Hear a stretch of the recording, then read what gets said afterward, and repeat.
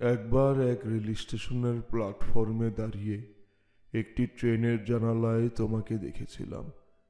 গায়ে পশমি চাদর, চোখে হালকা রঙের সানগ্লাস, তোমার সমুদ্রের মতো গভীর দৃষ্টি, হয়তোবা আমার দিকেই।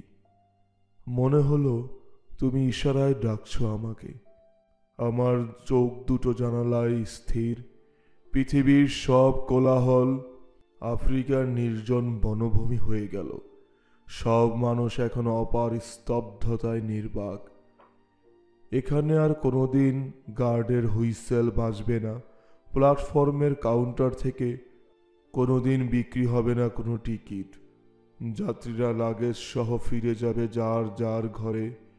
শুধু লাইনে দাঁড়ানো একটি মাত্র ট্রেন আমার চোখের সামনে চিরকালের জন্য অপেক্ষা করবে। শুধু তুমি ছাড়া ট্রেনের সব কামরা থেকে সকলেই একে একে নেমে যাবে এখানে ওখানে, আর আমি বিশ্বজয়ী কোনো এক সম্রাটের মতো একটি কবষ্ণ ঠোঁটে খুব সজোরে চেপে ধরব আমার এই তৃষ্ণার্ত ঠোঁট। আমরা একে অপরকে জড়িয়ে ধরব চুম্বকের মতো।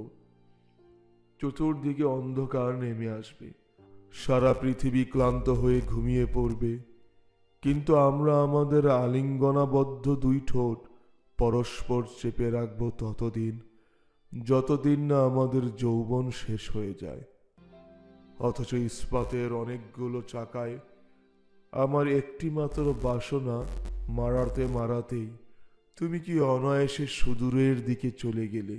তবে সেদিন কেন তুমি ওরকম আমাকে সাড়া দিয়েছিলে?